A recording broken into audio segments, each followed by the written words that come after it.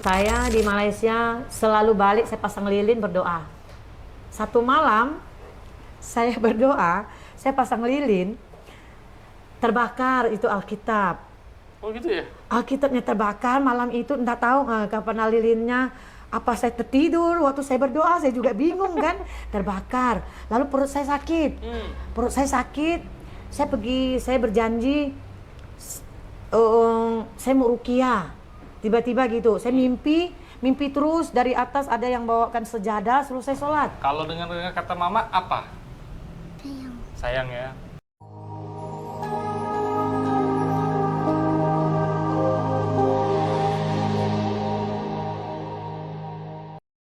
Assalamualaikum warahmatullahi wabarakatuh, sahabat saudara Iman, Masya Allah, tabarakallah. Ini saya bersama Ibu Vinawati. Ya, Ibu Vinawati ya. Iya. Alhamdulillah ini kemarin kita ketemu perdana di rumah sakit. Sekarang gimana kabarnya Bu? Alhamdulillah. Alhamdulillah. Iya. Insya Allah. Ini dengan dua anak. Iya. Dua anak. Tapi tiga anak ya Bu ya? Tiga anak. Ya, Yang satunya? satu ikut kakak saya. Oh, ikut SMP. kakak. SMP ya? Iya. Oh, paling tua Kelas berarti? 3, iya. Berarti cewek semua? Cewek semua. Masya Allah. Kalau Ibu sendiri, sekarang umur berapa Bu? 49. 49? Iya. Ya, anggaplah. Saya merasa makin dekat ke sananya gitu. Ya Allah, ya Rob. Makanya lagi perbaiki diri. Betul. Walaupun kita ini masih muda Iya. sekali Bu, minimal kita memang harus ingat mati. Iya. Harus sering-sering ingat mati. Kenapa kita harus sering-sering ingat mati? Biar Bila bisa datang. ya kita nggak tahu kan ajal. Minimal kita mempersiapkan kematian Iya. itu, ya Bu ya.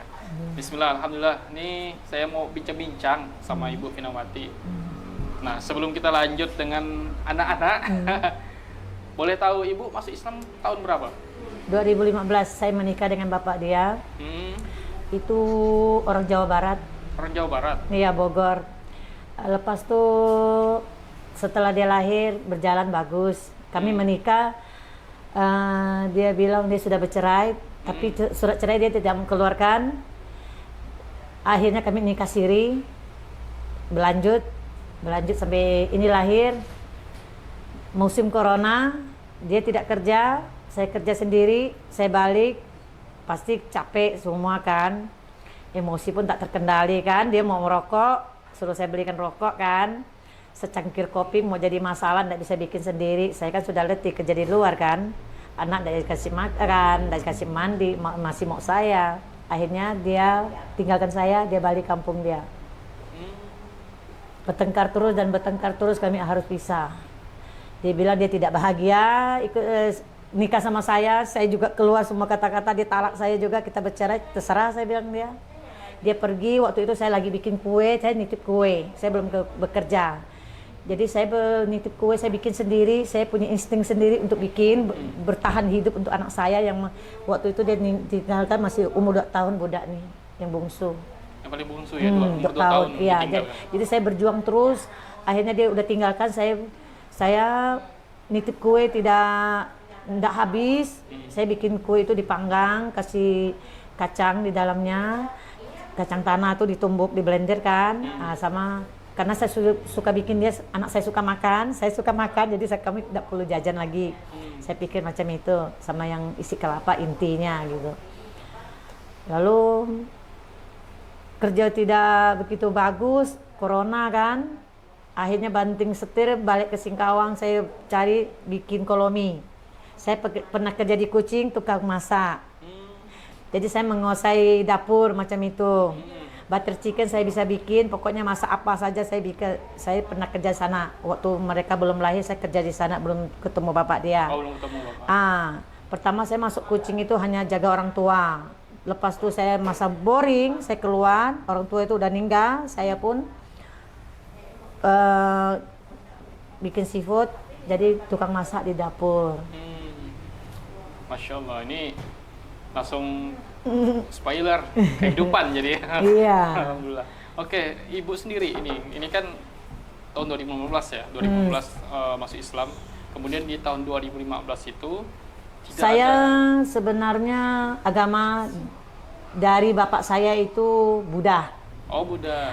Buddha saya bekerja masuk Bumi Raya Group umur 17, saya memeluk Kristen. Oh. Karena di lingkungan situ semuanya Dayak ngajar saya, daripada tidak beragama, bagus kita belajar agama kan. Semua agama kan bagus. Iya. Saya belajar agama itu sangat lama di Kristen. Nah, saya menikah sudah berkali-kali, ini bukan yang pertama kali saya menikah sama bapaknya. Jadi berkali-kali saya gagal. Kesatu itu Cina, sudah meninggal. Saya ikut dia 10 tahun menikah. Tanpa anak, dia tidak melahirkan anak. Oh. Jadi saya di situ bertengkar terus. Akhirnya saya disuruh aborsi itu budak. Saya hamil, tidak boleh keluarkan itu anak karena takut harta itu jatuh ke anak ini. Ya Allah. Jadi saya disuruh ke Jakarta tahun 1997, Putri Dayana kecelakaan, saya ada di Jakarta aborsi. Aborsi. Saya disuruh, waktu itu umur saya baru 22, saya ikut dia. Saya begitu nurut, saya orang kampung sedangkan dia orang kota, saya tidak memahami, saya tidak sekolah punya orang. Saya hanya kelas SD, kelas 2. Keluarga saya dari orang yang petani. Saya sebelum pergi sekolah, saya harus ikut orang tua saya motong karet di Tembang Kacang. Saya harus berjalan kaki. Sama kakak saya, sama adik saya, kami harus berjalan kaki. Tidak ada namanya itu pakai sepatu, itu tidak ada. Kami harus berjuang untuk supaya tidak buta huruf, kami harus sekolah walaupun berhujan-hujan. Nah, kami di situ dia ajar untuk mandiri dan untuk bertegar. Nah, lepas itu saya bercerai sama itu laki saya yang Cina, saya mulai masuk Malaysia. Sebelum itu saya punya anak ini lain bapak ini. Lain bapak lagi. Tapi setelah melahirkan anak saya yang pertama nih, 5 bulan saya tinggalkan dia. Saya harus untuk beli susu. Saya pernah ikut nanam padi, bawa dia ke ladang sampai buta tuh jatuh ke comberan. Jadi saya harus berjuang terus. Bapak dia pun meninggalkan dia, Melayu. Saya tidak tahu konteksnya sekarang dia masih hidup atau tidak, kami pisah. Karena dia banyak istri, saya harus mundur. Kami nikah siri semua. Dia dari Cina sampai Dayak sampai semua suku dia ada. Bapaknya orang Selat Panjang, pengusaha kayu. Dan saya harus bawa anak ini. Saya besarkan dia, saya tidak pernah kontak sama dia. Dan anak ini sekarang udah 14 tahun. Dia juga tidak pernah nanya. Saya tidak pernah kasih tahu dan saya tak pernah juga cari orang ini. Akhirnya saya tinggalkan dia, saya masuk Malaysia lama, saya kerja sampai dia sakit-sakitan. Saya balik, bolak-balik. Lepas itu saya berjumpa dengan bapak dia, itulah menikah. Itu yang ketiga? Ini yang ketiga. Akhirnya gagal juga. Jadi membuat saya kapok. Iya. Kata kapok, trauma semua. Akhirnya saya sekarang harus makan obat penenang gara-gara laki saya tengok. Saya punya obat penenang, saya harus makan dia terus. Kalau tidak, saya tidak bisa bekerja. Mana ya? Maaf ya, tadi saya ada bawa ini obat penenang. Laki saya yang Cina yang bikin saya macam ini dia. Yang Cina yang pertama? Iya, saya ada. Kamu bisa lihat, kamu sekolah. Saya ada resepnya. Saya harus makan obat ini supaya saya tenang, bisa bekerja untuk menghidupi anak saya supaya tidak menjadi peminta-minta atas nama. Nah, ini adalah obat penenang saya. Iya. Jadi ke Cina ini dia kremasi dia pun tidak berani. Saya udah bilang dia, saya pisah, tidak boleh bawa barang dari rumah itu sama sekali. Jadi saya pergi itu memang tangan kosong. Selain bawa kucing saya sayang dengan kucing. Oh, soalnya kucing ya? Kucing saya bawa, bantal saya, itu saja. Gimana Pak? Aman? Masya Allah, ini maksudnya berarti di suami yang pertama, yang Chinese itu? Kenapa saya memeluk Islam ya? Ada kejadian, saya tidak tahu ada hidayah atau apa. Dalam kondisi saya bekerja terus di Malaysia kan jarang pulang kan, sendiri dalam kos yang kecil kan. Saya masih memeluk Kristen. Saya setiap balik pokoknya stres. Mikirkan anak saya yang saya tinggal, selalu telepon saya, kakak saya kan yang jaga. Maka sekarang itu anak tidak bisa ambil balik. Sama suami berarti? Sama kakak? Kakak. Oh, yang ini yang kakak dia. Sampai kami masuk KPAI, anak itu tidak bisa ditarik balik sampai sekarang. Anak kakak saya lulusan Untan S2 yang perkarakan saya.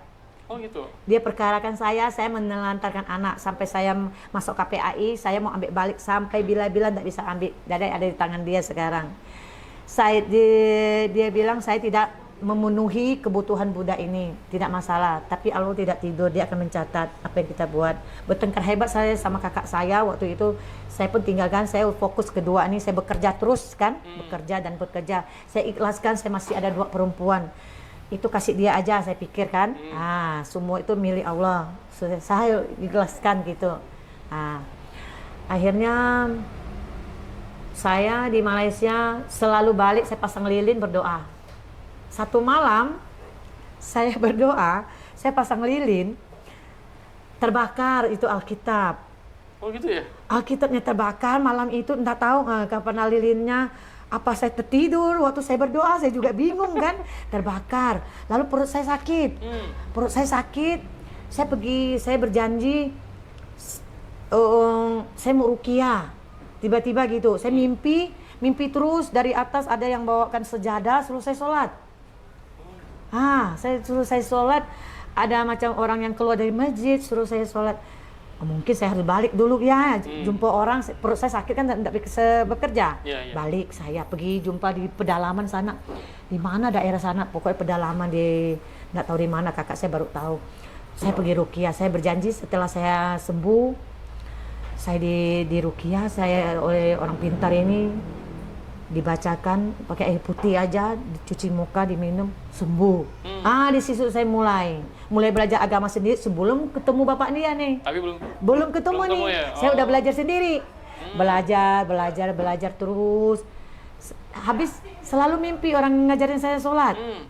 Mau tak mau kan, Bisa macam gitu ya? hidayah kan. Iya. Mungkin saya kasih tahu kakak saya, mungkin kamu harus memang pindah agama, dia bilang. Ketemulah bapak dia. Saya belajar sholat, ketemu bapak dia ini. Mungkin itu tidak berjalan lama pun kami mendapa gitu kan. Dia mau ambil anak ini saya tidak kasih dia, ikut saya karena dia masih kecil gitu. Biar dia udah besar nanti baru ketemu bapak dia gitu. Macam ini. Masya Allah. Tapi anak yang pertama tadi itu dari bapak yang ini juga? Dari bapak yang lain. Berarti yang orang kedua? Islam. Yang kedua? Islam juga. Itu yang pertama? Yang pertama Cina. Yang pertama Cina, yang kedua Islam? Iya. Oh berarti? Ini yang ketiga. Oh ini yang ketiga? Iya. Maksudnya yang saya belum tangkap nih, berarti yang kedua ibu udah masuk Islam atau belum? Yang suami kedua? Belum. Berarti bisa agama? Kami pisah agama. Oh, masih agama Kristen berarti waktu itu? Iya. Agama Kristen, oh gitu. Tapi kalau ibu obat penenang tadi itu dari suami yang pertama ya? Iya, dari pertama. Jadi saya anak ini supaya saya ini masih lain agama. Saya takut anak ini nanti terjerumus luas kan, saya udah berdosa kan, udah lain agama. Saya masukkan di TPA, saya titipkan ke kakak saya pesan, anak ini tolong dijaga. Saya tak tahu, saya ini kondisi yang labil ya, stres kan, masuk Malaysia bisa terjadi apapun yang saya tidak tahu. Tolong jaga anak ini dengan baik. Kalau saya ada rezeki pasti saya kirim. Jadi setiap bulan saya kirim 200 ringgit untuk kakak saya yang jaga, untuk dia dan pempes semua saya kirim, semua keperluan saya kirim. Alhamdulillah dia udah hatam dengan Al-Quran dia. Oh, alhamdulillah, maksudnya dari kakak sendiri kakak itu saya agama Islam. apa? Kami ada 6 beradik semua mualaf. Oh gitu. Iya. Masya Allah. Saya sangka masih beda enggak. agama. Kok bisa? Kakak saya duluan, dia udah hatam. Kakak saya udah hatam Al-Quran. Dia duluan. Dia umur 19 sudah masuk Islam dibanding saya terlambat. Saya masih dia menjumpai itu orang agama Islam kan, lelakinya bagus, bimbing dia terus. Kalau macam bapak dia tidak mau mengajar, dia sendiri tidak mau bersolat. Oh gitu. Jadi saya harus belajar sendiri gitu. Oke. Berarti sekarang hubungan dengan kakak gimana? Sama siapa? Kakak yang Kakak saya, kami waktu bertengkar hebat, dia menyebut demi Allah saya tidak mengirim itu uang, dia ngomong macam itu kan. Tapi saya bilang apa yang kita buat akan dicatat. Saya bekerja demi anak saya tak pernah terlantar. Lama kami tidak berhubungan, tiba-tiba dia telepon saya udah lepaskan itu anak. Saya balik dengan nangis kan. Di pihak polisi pun, pihak polisi bilang kamu tidak ada bukti kalau kamu kirim, tidak ada resit, dia bilang. Saya memang tidak ada bukti, tapi Allah tidak tidur. Saya percaya mukjizat itu akan selalu ada untuk saya. Saya memang tidak tidak menjaga dia dari kecil, tapi saya tidak pernah menelantarkan dia. Kebutuhan dia saya selalu cukupi, saya bilangkan dia. Saya pergi, saya bawa surat saya, atas itu semua saya ambil balik surat saya takut dia ngubah kan. Anaknya kan sekolah tinggi kan, saya sejak sekolah kan. Pokoknya kami satu kali dia telepon saya, dia bilang, macam mana kabar kamu? Baik, saya bilang saya bekerja. Enggak apa-apa, saya kena jantung, dia bilang. Dia demi Allah, dia bilang dia tidak makan duit itu kan. Dia waktu bertengkar sama saya, dia tidak sakit. Tapi lakinya masih nanya, adakah dia kirim? Demi Allah dia tidak mengirim, dia bilang macam itu. Jangan bersumpah, saya bilang kan dia. Nanti sumpah itu akan kena ke kita. Apa yang kita buat akan balik ke kita. Kamu mau buat baik, mau buat jahat akan balik ke kita semua. Saya bilang macam itu. Jadi dia bilang dia kena jantung. Oh iya kak, saya bilang. Kenapa bisa? Saya pun tidak tahu, dia bilang. Sudahlah, saya bilangkan dia, saya maaflah. Saya mungkin menyakiti kakak, saya bilang kan, ya dia kan kakak saya anak kedua, kami 9 bersaudara. Saya minta maaf, saya bilang kan dia, jaga kondisi, saya bilang kan dia. Sekarang oke lah, anak saya pun kadang Sabtu dia ikut saya kerja, seminggu dapat 2 hari pun lumayan untuk dia sekolah. Jadi kadang dia Minggu sama Sabtu ikut saya tidur gitu, balik Gang Syukur. Iya. Oh, berarti udah bagus. Udah bagus. Sejak dia itu sakit, sekarang lagi sakit-sakitan. Tapi sering berkunjung sekarang? Sering. Tadi saya masih kunjung Rungkit, itu cucunya masuk Rungkit yang di kamar dia. Oh gitu. Iya, tadi kami ke Rungkit nengok dia. Oh, tapi ini maksudnya meluruskan saja ya. Berarti hubungan ibu sama kakak ibu udah baik-baik aja. Udah baik. Udah baik. Iya. Berarti kan memang kita pun sama-sama hilaf. Nah, semua supaya berjalan baik. Karena kita di sini pun kita tidak tahu siapa jalan duluan. Bagus kita masing-masing memperbaiki diri. Ada salah kita harus memaafkan orang pun juga, bukan orang lain kan. Saya orang berbesar hati gitu. Saya mengikhlaskan macam mana bapaknya naik pesawat tinggalkan saya waktu saya masih nitip kue. Tanpa pamit, anak saya nangis. Mama saya bilang, laki kamu sudah pergi. Bagus, saya bilang kan dia. Mengurangi pertengkaran dan dosa, kan? Nah, sudah ada tak ada jodoh. Itu saja. Tapi dari suami ibu yang punya anak ini, ada menghubungi sama sekarang? Dia kemarin anaknya sakit, saya ada kasih tahu dia. Masih kontekan? Dia jaga dia ada ikut jaga, tapi sama ini dia tidak jaga, jadi tidak begitu peduli sama ini dia. Dia lebih sayang ini karena dia ada ikut jaga waktu di Kucing gitu. Oh, masih ketemu di Kucing itu? Di Kucing kami. Oh. Dia waktu saya balik melahirkan, duit tuh dia harus kirim 1.000, sisa 500 ringgit. Jadi saya tidak cukup untuk saya habis persalinan saya sendiri kan. Saya harus bayar rumah 700 untuk beli susu budak. Mau tak mau saya pinjam duit, saya bikin paspor dia, saya pergi nyusul dia. Nyusul di situ lah kami mulai bertengkar, dia lagi gendong budak, dia pakai tangan mukul saya. Saya langsung masuk, saya geledah itu tempat lemari, saya melihat dia ada kirim 2.000 ringgit untuk kampung dia. Dia bilang dia sudah cerai. Seharusnya kan dia minta izin gitu. Ya mesti harus minta izin. Minta izin. Setiap Idul Fitri saya harus menangis, saya lagi menghamil dia, saya sendiri mengerayakan sendiri. Di Kucing saya pun tak bisa balik karena saya masih bunting dia. Laki saya balik kampung dia sendiri. Setiap Idul Fitri dia balik. Dia tidak pernah sama saya. Oh, berarti gini, maksudnya menikahnya di sana juga? Menikahnya kami balik sini. Oh, balik ke tempat ibu berarti? Iya. Oh, habis setelah menikah, ke Kucing lagi? Ke Kucing lagi, dia pergi kerja. Itu pisah agama tadi ya? Udah lah. Oh, udah Islam? Udah. Oh, yang sama ini udah Islam? Udah Ya, Islam. betul. Oke, maksudnya ini kan ibu kok mau percaya gitu maksudnya? Iya, saya macam begitu naif gitu. Satu laki-laki ke satu. Kayak saya kan sudah bilang, saya ini tak punya pendidikan. Saya kalau memasuki perkawinan atau pacaran itu saya serius gitu. Tapi keseriusan saya dipermainkan oleh mereka sampai sekarang, makanya saya kapok, saya bilang. Ada yang ngajak nikah sampai 5 orang sejak di bapaknya pergi, saya tidak mau nerima. Saya kapok sama laki-laki, saya bilang. Untung saya tak ada melahirkan anak laki-laki. Trauma, iya. Tapi dari sekian banyak yang sempat mempengaruhi kehidupan ibu, ya 3 mantan suami tadi, itu memang punya anak 3 aja? Iya. 3 aja berarti? 3 aja. Oh, Masya Allah. Maksudnya dari sekian banyak ujian itu, apa yang ibu rasakan gitu? Apakah pernah marah, kesal? Pernah. Jatuhnya pasti. Ya pasti, itu pasti kan? Maksudnya kenapa sih Islam saya, kayak gini? macam di Kucing itu kan pergaulan bebas, kan? Saya setiap balik pasti saya minum 5 tin. Habis minum saya belum saya tidak ada di sana kan tidak bisa keluarkan obat ini. Iya, betul. Karena di sana begitu keras obat penenang dan nengok, tidak bisa dia kita ambil. Saya minum, saya tidak bisa tidur, saya minum, saya bangun lagi besoknya saya kerja lagi macam tak ada masalah. Akhir-akhir saya itulah sakit perut waktu itu diuji, saya harus balik dan saya harus betul-betul menjalankan agama. Saya selalu mimpi gitu, mimpi seolah-olah macam sekarang ini kan saya kondisi kurang fit kan, tidak tidur kan. Nah, jadi saya makan obat ini hanya 1 hari 1, sebenarnya 1 hari itu 3, karena biaya mengurangi biaya yang juga mahal. Saya harus minum 1. Dalam kondisi tempat kerja juga, saya bagian dapur. Orang tidak mau tahu nasi masak atau tidak. Saya ngantar dia sekolah dulu, baru saya pergi ambil lagi kerja. Saya masuk jam 7, pulang jam 6 macam itu. Karena macam Idul Fitri, saya bagian cuci loyang di dapur. Balik kadang jam 12 malam baru tidur. Makanya saya bilang, nanti mama udah tak ada. Saya merasa ini kan badan saya tidak begitu bagus. Kamu cari guru yang bisa menjaga. Saya 2 ini cukup, 1 kakak saya menjaga, 2 ini harus ini lulus masuk pesantren. Maka saya kena Ibu Yuli, saya tolong dijaga anak saya 2 ini. Gitu. Yeah. Jadi dia bisa doakan saya gitu. Saya merasa macam dosa saya terlalu banyak. Jadi saya harus betul-betul berobat gitu. Saya sangat takut nanti saya sampai sana tidak bagus gitu kan.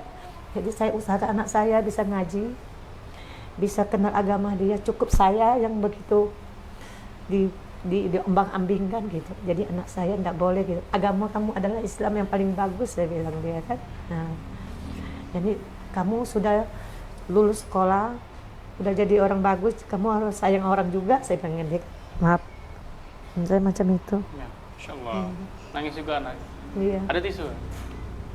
Udah apa? Insya Allah. Ya, saya menjaga anak saya sebab saya takut dia gitu. Sebab anak perempuan kan. Tapi anak ibu udah ngerti. Maksudnya bapaknya di mana? Ngerti? Ngerti. Dia nggak mau ngomong sama bapaknya. Oh. Kami kan dalam rumah kan bertengkar terus. Oh. Nah, Iya pasti ada trauma ya. iya. Anak-anak juga. Makanya saya nanya dia. Bapaknya kan dibilang dia mau kembali. Saya bilang sudah 5 tahun kau tinggalkan kami. Dan saya berjuang sendiri demi anak saya. Saya hampir masukkan dia di panti asuhan waktu itu di Wonodadi. Saya udah tak mampu gitu waktu dapat kerja tuh enggak mampu mau biaya dia kan. Dia perlu sekolah. Dia enggak boleh macam saya gitu. Nanti takut nanti kamu menikah nanti juga dibohongin gitu. Jadi harus berhati-hati. Pondasi kamu adalah agama dulu. Yeah. Mama enggak bisa kasih apa-apa. Jadi kamu setelah lulus kamu harus masuk pesantren gitu. Saya sebenarnya mau masukkan anak saya yang besar, kakak saya tidak izinkan.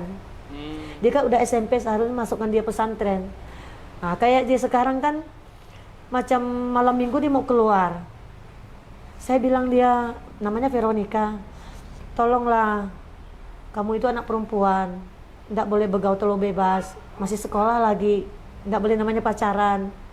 Tolonglah kamu itu sholat, setiap balik rumah saya tidak mau sholat, kalau tempat kakak saya dia tidak berani. Jadi saya lebih suka dia tempat kakak saya gitu. Oh, lebih terkontrol. Nah, terkontrol gitu. Kadang ada kerja baru dia balik gitu. Kalau tidak ada dia tempat kakak saya, sebab semua kakak saya semua taat agama bunyi. Insya Allah, alhamdulillah. Oke, ini maksudnya unik ya. Banyak sekali kisah-kisah saudara kita nih yang memprihatinkan. Bukan dari segi ekonomi aja, tapi masalah keluarga, masalah lingkungan sosial, sampai akhirnya permasalahan juga ya ke lingkungan keluarga sendiri yang terdekat ya, Bu ya. Kalau Ibu sendiri dengan ujian-ujian yang udah dilalui, dengan harapan tadi agar anak nanti semakin taat dengan agama, apa sih harapan ke depannya? Harapan saya kan, saya kerja juga terlalu malam balik kan, makin rabun mata saya kan. Lalu kondisi asam lambung naik terus kan, asam lambung ini kan bisa menyebar kemana-mana kan. Yeah. Nah, saya hanya, makanya saya bilang anak saya setelah lulus mungkin saya masukkan di pesantren dan saya mau bikin kue saya jajak lagi, saya mau berhenti lalu belajar agama itu saja. Saya mendekatkan diri betul-betul belajar agama. Sebab kami tempat kerja dilarang untuk bersolat. Oh gitu. Karena itu Cina semua. Dan masakannya juga kuali tak kuali, saya harus bawa semua pinggan. Kami tercampur gitu. Dia tidak peduli gitu. Jadi saya maka saya bilang sama anak saya, kalau bisa sih cari tempat yang betul-betul ada halalnya gitu kan. Karena gitu begitu dia masak ini kita juga terikut gitu. Di situ kebanyakannya orang Dayak kan. Kerjanya sekarang di situ? Masih situ, saya bagian dapur. Saya macam masak nasi kan saya bagian dapur ya, saya selesaikan, dibeli sayur ya saya masakkan mereka. Soal makan tak makan itu kan bukan urusan saya kan dapur punya orang ya. Saya harus tanggung jawab. Macam bisa Idul Fitri 80 orang, saya harus masak nasi sampai 2 kali, saya disuruh ya saya masak gitu. Ya pakai disuruh beli sayur, saya beli apa-apa yang mau kita masak untuk mereka makan gitu. Karena saya kerja di situ ikhlas gitu, karena agama Islam juga orang banyak gitu, dari mereka orang Punggur gitu perlu makan kan, mereka manggang lapis kan. Saya jam segini sudah harus selesai masak gitu. Anda besar mau jadi apa? Mau jadi apa? Dia mau jadi guru dia. Mau jadi apa Anda besar? Guru. Guru. Oh, sekarang kelas berapa? Kelas 3 SD. Kelas 3 SD. Iya. Oh, berarti umur sekarang berapa ya? 9. 9 Nanti tahun. Desember 22 dia ulang tahun 9 tahun, 8 tahun lebih saya. Oh, Masya Allah. Kalau yang kecil, siapa namanya? Coba, namanya siapa? Dia. Afia Nur Aini. Oh, panggilan siapa? Afia. Afria. Oh, ini kelas berapa tadi? Kelas 1. Kelas 1 SD. Sama sekolahnya berarti? Sama. Sama. Iya. Oh. Guru kemarin semua ada nengok. Waktu ini kan bengkak nih. Bengkak ini guru kemarin ada datang. Nengok dia. Mereka saya. Masya Allah. Oke. Satu kata ya. Kalau dengan kata mama apa? Sayang. Sayang ya. Enggak ngecewain mama ya? Enggak. Sama ya? Sama. Alhamdulillah. Boleh, Bu. Ini anaknya Ibu Finawati ya. Insyaallah alhamdulillah ini cewek semua, dari yang besar sampai yang nomor 2, nomor 3.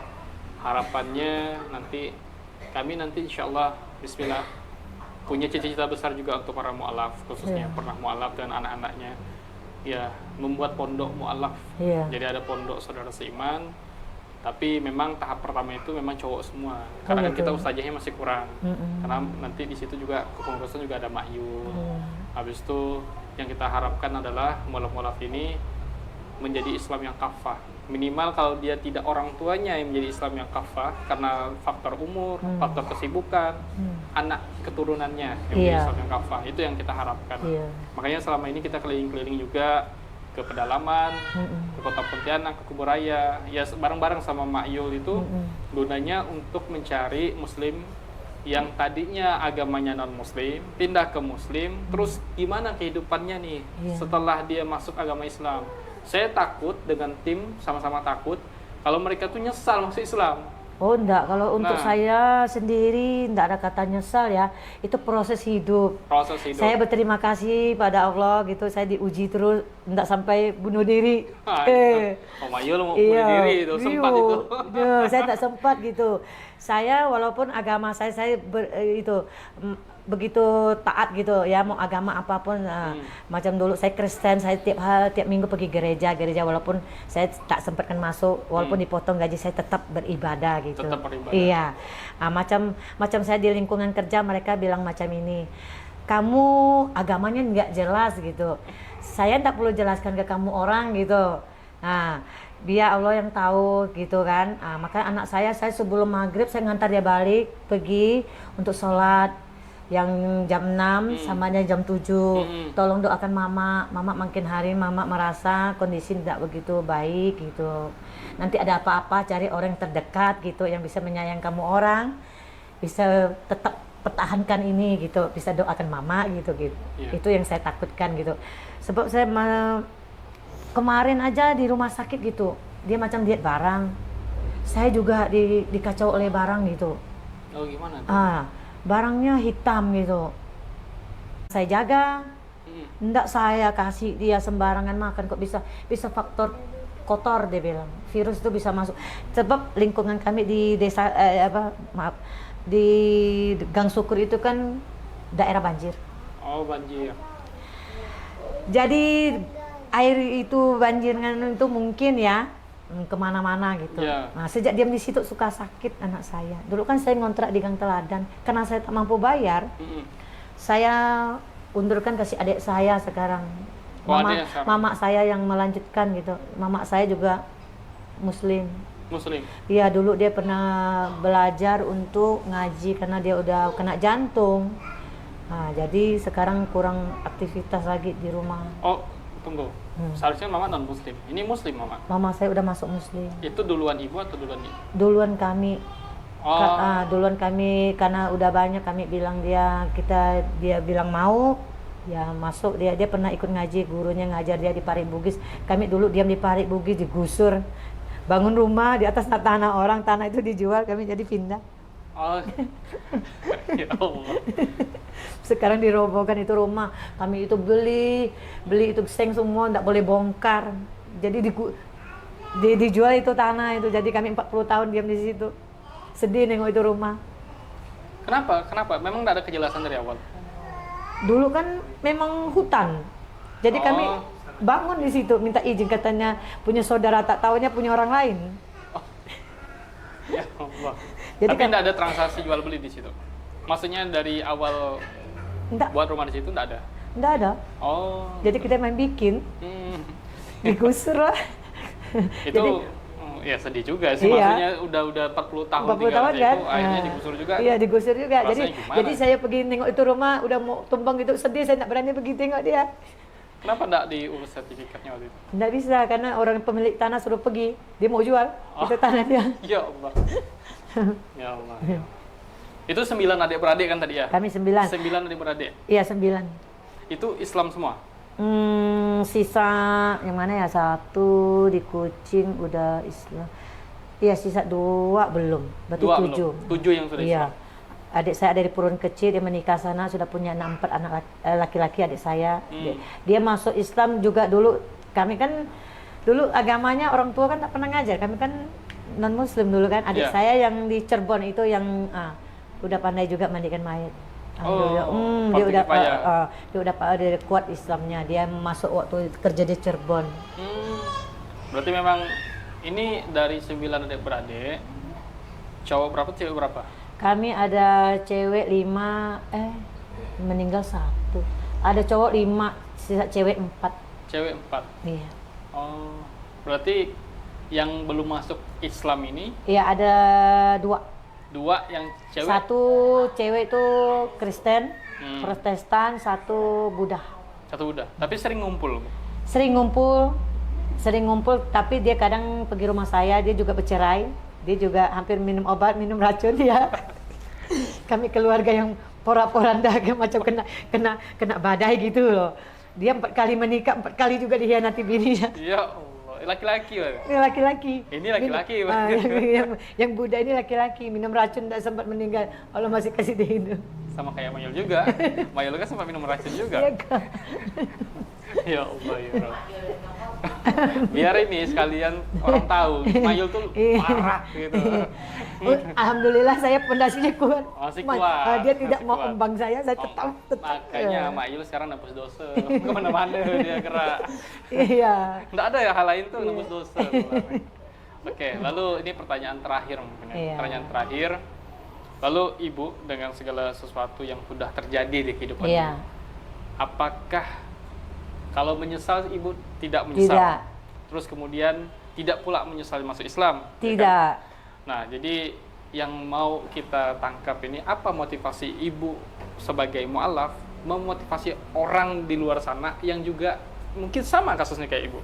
Saya pernah di tempat kerja macam ini, Zan, pernah saya ngomong macam ini. Saya tidak ada uang nak nyumbang, tapi ada sedikit rezeki. Saya hanya Jumat, saya bisa beli buah, pisang kan murah, pepaya kan murah. Makanlah kamu orang, saya dengan dia. Saya tidak bisa, saya membagi. Saya selalu bilang anak saya hidup selalu harus membagi. Saya bilang dengan dia, sisihkan uang, macam anak saya kan, sisihkan uang untuk bersedekah. Karena mama kamu ini selalu dapat sedekah dari orang. Jadi jangan pernah mau tunggu kaya baru bersedekah. Jadi harus dibiasakan. Masa anak saya kan saya ajarnya di situ kan ada setiap Jumat melewat itu masjid masukkan. Harus diajar itu budak kan. Nah, itu saja. Tidak ada kata menyesal. Itu adalah proses hidup. Semua orang harus, makanya jangan sampai, saya bilang adik saya, jangan sampai minum racun aja. Proses hidup. Boleh diporak-porandakan, dibolak-balik di sana sini, tetap aja kamu itu agama apapun harus tetap, tidak boleh kata menyesal, tidak saya. Walaupun bapaknya tinggalkan saya kan, tidak ada menyesal. Itu ada proses hidup. Allah izinkan. Kalau tidak izinkan itu tak akan terjadi. Semua itu sudah memang takdir, jadi harus terjadi. Jadi tak ada yang bisa orang untuk menggeser atau mengubah dia. Tidak apa-apa. Itu ada pengalaman hidup untuk anak saya juga. Dan kadang saya untuk orang macam itu di tempat kerja gitu. Maksimal mungkin kerja, saya tukang masak. Jadi maksimal mungkin saya bisa ke masakan ini keluar, saya harus masak gitu. Oke, Insya Allah. Alhamdulillah.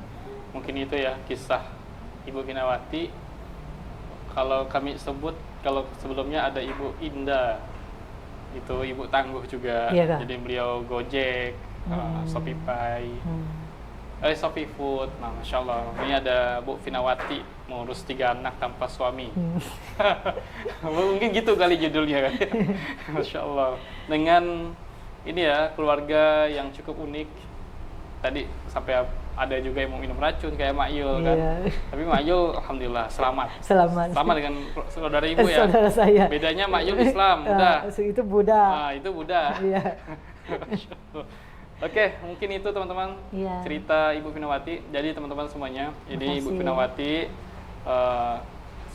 seperti yang sebelumnya saya sampaikan, masih ngontrak juga ya Bu ya. Masih ngontrak.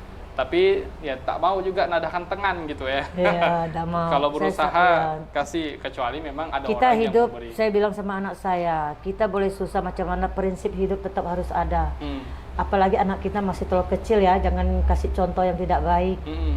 Jadi macam mana saya, kadang saya pergi jemput anak saya merasa sesak kan, saya baring tempat sekolah, mereka tahu guru-guru, makanya dia pergi nengok. Jadi saya merasa capek.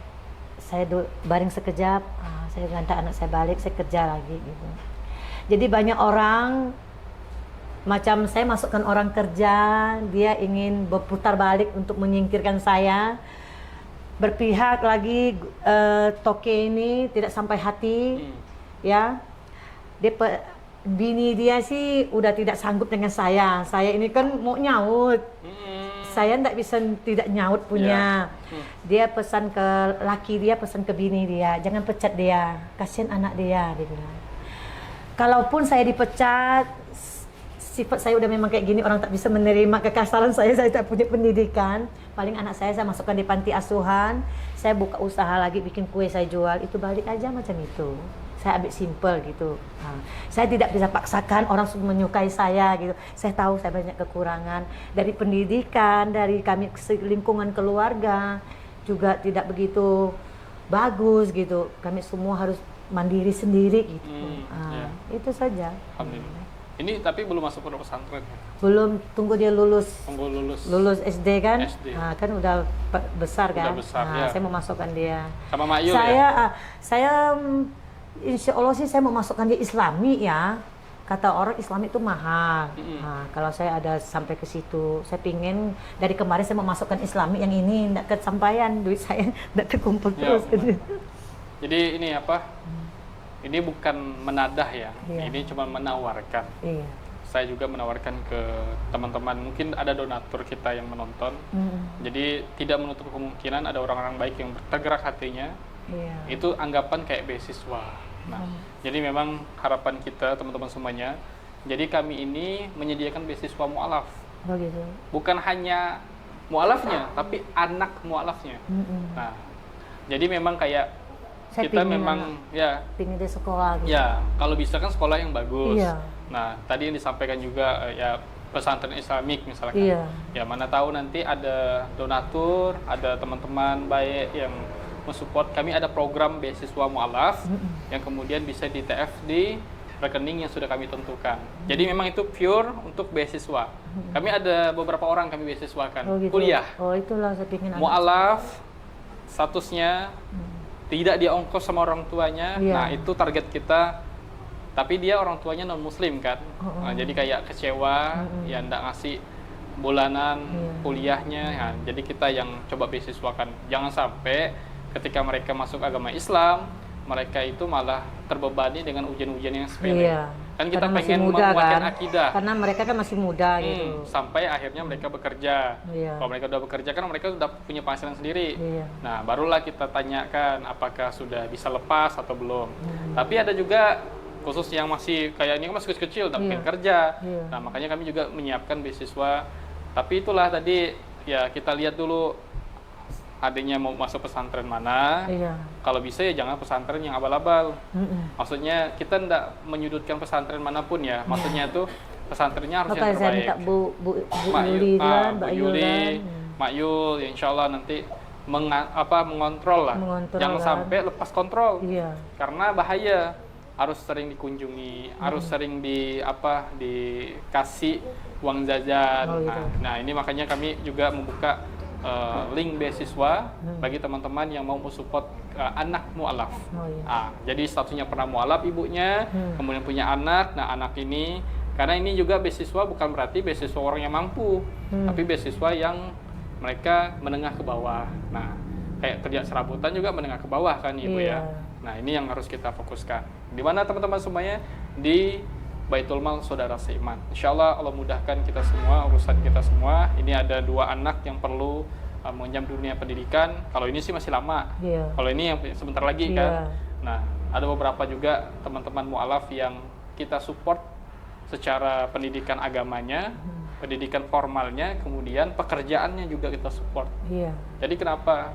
Biar ada habit muslim. Kami sedang membuat habit muslim, Bu. Namanya habit muslim. Kalau udah habit muslim itu berarti aktivitas muslim. Orang yang mu'alaf, yang tidak terbiasa bangun subuh, Bagus Bu. tidak terbiasa dengan sholat. Di situ gimana caranya mereka tuh bisa bangun subuh, Iya. bisa sholat 5 waktu, Iya. bisa baca Quran, minimal dia belajar Iqra. Nah, harus hal-hal dasar kayak tadi kan yang dilakukan Ibu Iya. tuh. Itu sedang kita buat. Makanya ada namanya Pondok Saudara Seiman.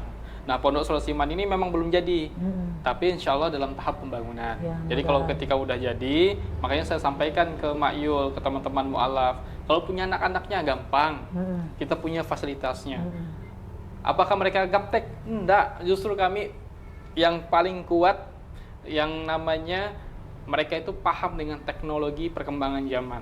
Jadi ada beberapa mu'alaf itu kami suruh dia ngedit konten video. Nah, ini yang edit nanti ini santri penerima amanah, santri juga. Gitu. Nah, karena dia sudah kuliah, dia sudah punya penghasilan yang dimana kita yang memberikan pekerjaan, dan dia juga dapat beasiswa pendidikan agama. Kemudian beliau itu bisa sampai habit muslim tadi itu bisa baca Quran, bisa sholat, bisa bekerja di tempat kita. Jadi tidak gaptek. Iya. Dia santri tapi tidak gaptek. Tapi kalau untuk yang muda-muda fokus belajar. Belajar terus selama 1 tahun itu 6 bulannya teori. Kalau dia udah bisa baca Quran, 6 bulannya teori, 6 bulannya praktek. Nah, misalkan dia ngajar ngaji di masjid A, masjid B, masjid C, nah, itu kurang lebih. Itu program kita ke depannya, Bu. Makanya mohon doanya juga semoga Allah mudahkan kami. Kami ini masih muda-muda. Iya. Jadi Pasti. yang paling tua di kantor itu pun saya. Kami pun saya ada berdoa kemarin kunjungan kamu orang semua kan. Saya berterima kasih. Ada putus asa tapi saya berpasrah. Semua adalah ujian dari atas. Pasti ada jalan keluarnya. Ini mungkin untuk saya kan selalu bekerja terus, tidak pernah ikut memang kan.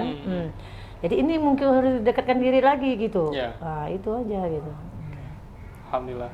Terima kasih Bu Finawati sudah Terima kasih sama-sama. hadir di podcast kami. Terima Podcast kasih juga. bukan podcast formal ya. Kita sharing santai. Nah, sering sekali. Sebelum kami tanya pun Ibu sudah menceritakan kehidupan Ibu. Berarti kan udah tersimpan rapi di otak nih. Tidak perlu kami kulik-kulik lagi nih. Iya. Insyaallah alhamdulillah. Hanya itu yang dapat kita sampaikan. Kurang lebihnya mohon maaf. Ini ada hadiah. Boleh langsung di sini aja. Ini kita ada hadiah.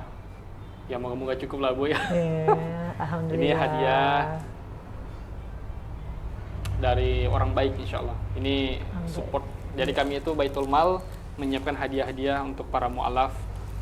Nah, ini ada beberapa macam hadiah. Ini ada kaos kaki, ada sajadah. Oh iya, Ini untuk aktivitas ibadah. untuk ibadah. Nah, ini ya. ada, insya Allah ada baju, ada kaos kaki juga, insya Allah. Ini bisa, ada Quran juga, Quran Oke. terjemahan. Nah, kan bisa Iya, dibaca. Makasih. Nah, alhamdulillah. Makasih banyak. Itu yang bisa kita sampaikan. Oh, ini ada sedikit rezeki dari, ini bukan ngasih ya Bu, ngasih dari kami ya, tapi dari orang baik Iya. yang tahu kisah ibu, yang kemudian yang mendukung ibu gitu. Oh, iya. Nah, ini ada, insya Allah. Ini foto aja, Pan. Foto aja. Mungkin saya akhiri ya teman-teman semuanya. Wabillahi taufiq wal hidayah. Wassalamualaikum warahmatullahi wabarakatuh. عما يتساءلون